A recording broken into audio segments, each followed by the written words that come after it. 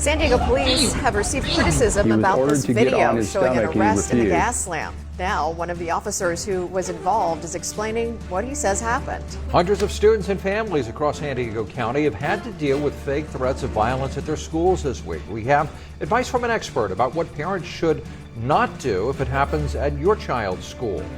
For the first time in years, less sewage is flowing into the South Bay from Tijuana. We'll explain why and why there are still major concerns about toxins in the air. NBC 7 News at 6 starts now.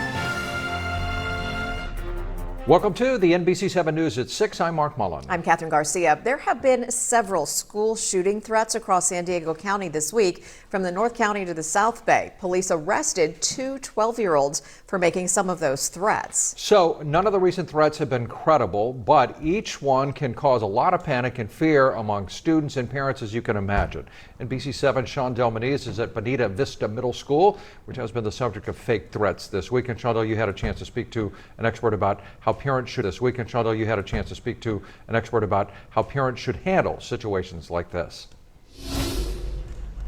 Despite hundreds of firefighters working tirelessly to save homes, some Southern California neighborhoods have been devastated by wildfire. You know, my best friend Joe lives across the street, and I think all that's left is his chimney. We'll have updates on the three major wildfires burning across Southern California. Many business powerhouses from all over the United States are here at a conference in San Diego, and their attention is on this report on how Latinos contribute to our country's economy. Why it matters, coming up. You're watching NBC 7 News at 6. In the race for the White House, Vice President Kamala Harris is focused on North Carolina today, trying to turn a red state blue again. And former President Trump is in Tucson tonight, trying to court voters in the battleground state of Arizona. As both teams try to sway undecided voters, NBC's Alice Barr has a look at how one particular moment from this week's debate continues to impact the race. We discuss the crucial weekend ahead in today's episode of On Friar. Listen to your podcast app or watch on the NBC7 YouTube page. People will be watching the Padres very closely.